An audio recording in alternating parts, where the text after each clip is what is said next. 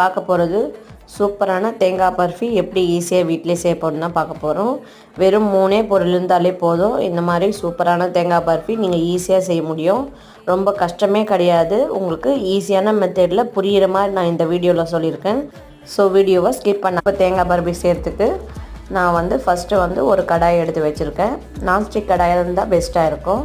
நான் இன்றைக்கி அளவு இந்த டீ குடிக்கிற டம்ளரில் தான் எடுத்திருக்கேன். உங்களுக்கு வேணும்னா நீங்கள் கப் மெஷர்மெண்ட்டில் கூட எடுத்துக்கலாம். இல்லைன்னா நீங்கள் வீட்டில் ஏதாவது ஒரு கப்பில் கூட இதை அளந்துக்கலாம். ஆனால் அளவுகள் எல்லாமே ஒரே மாதிரியே இருக்கணும். அப்போ தான் அந்த தேங்காய் பர்ஃபி ரொம்ப சூப்பராக நம்மளுக்கு வரும். இப்போது நான் எடுத்துக்கிற டம்ளரில் 3 டம்ளர் அளவுக்கு தேங்காய் துருவலை சேர்த்துக்கிறேன். நான் இன்றைக்கி நல்லா மீடியம் ஃப்ளேம்லேயே நம்ம வச்சு வதக்கிக்கணும். இந்த மாதிரி நம்ம மீடியம் ஃப்ளேமில் வச்சு வதக்கும்போது நல்லா அதில் இருக்கிற ஈரத்தன்மையெல்லாம் போய் நல்லா ட்ரையாக தேங்காய் மாறும். நீங்கள் அதிக தீயில் வதக்கிக்காதீங்க. அதுக்கப்புறம்